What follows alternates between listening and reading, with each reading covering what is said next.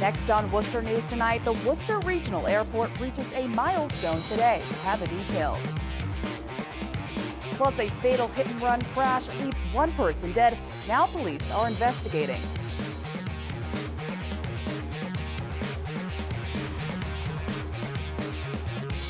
For joining us tonight. I'm Catherine Inrioli.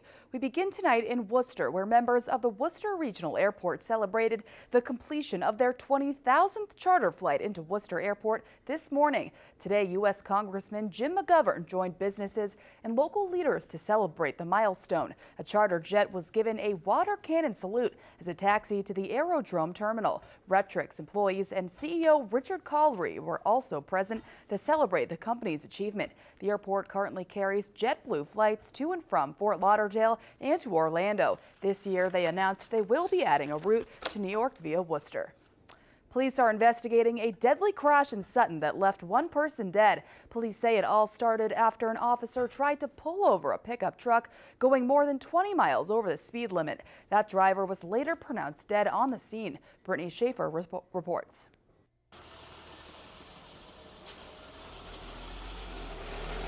A car chase with Sutton police ends in a three-car collision, killing the driver of this Ford pickup truck. The incident started on Whitens Road at 7 o'clock this morning. Police say they clocked the truck going 50 in a 30 miles per hour zone. The truck briefly went out of his view when it went around a corner. When the officer eventually rounded that same corner, he now observed that the vehicle had sped away at a very high rate of speed, was in the process of passing several motor vehicles. The officer chased the white Ford 150 for about a mile until the truck crossed lanes and crashed. It crossed over into the opposite lane of travel and crashed into another vehicle head-on, and subsequently hit another vehicle head-on that was traveling behind that vehicle. Sutton police say the driver was trapped inside. He was pronounced dead at the scene. The other two drivers only suffered minor injuries. The other vehicles that were involved were being operated by a 55-year-old woman from the town of Douglas, and the first vehicle that was struck was being operated by a 16-year-old female operator from Douglas. It's fortunate that they weren't more seriously injured. Nick Patel works on Whitens Road and saw the vehicles being towed. He says there's been accidents on the road before, but he's never seen anything like this. I saw the damage truck. It was heavily damaged, and it looks like one side was all smashed up and everything. The white truck, it was a white truck. I hope, pray for everybody's fine. Brittany Schaefer, Worcester News Tonight. Vandalized and robbed. Police say two cars parked at the Westborough commuter rail station were hit last week. Transit police are searching for suspects who vandalized the cars. Westborough police shared this picture of one of the cars. A Shrewsbury resident told police all four tires were stolen off their car sometime Thursday. Police say the suspects also smashed the windows. Transit police are investigating. It's been 1 year since beloved Clark University men's basketball assistant coach and former team captain Patrick Oroszko passed away.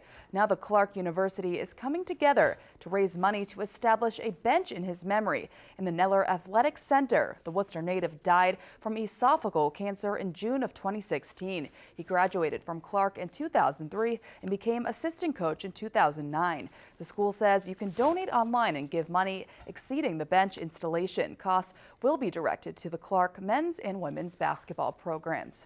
A popular Massachusetts high school teacher diagnosed with ALS says the school district is firing him for being sick. Now he's trying to fight for other teachers who could be facing the same situation. Roslyn Flaherty spoke with his teacher today and has the story. Philip Lamarb planned on teaching biology for a few more years at Blackstone Valley Regional Vocational Technical High School in Upton. I loved the interaction with the kids. There was just a pleasure to teach there. But after he was diagnosed with ALS in August of 2016, Lamarb had to leave the classroom after more than 9 years at the school. Making matters more difficult, his family says the administration denied him from using time from the sick bank to reach the 10-year mark in order to keep his pension and benefits. We were disappointed. Philip had a great 9 years at BVT. And was well liked by the students and the teachers and the administration has turned their back on him. His wife Jessica says in December they found out he had used all his sick days and he was going to lose his health insurance. She says the superintendent told them he wouldn't be allowed anymore because they spent money on the science department and couldn't afford to give him the days. We were shocked. Yeah.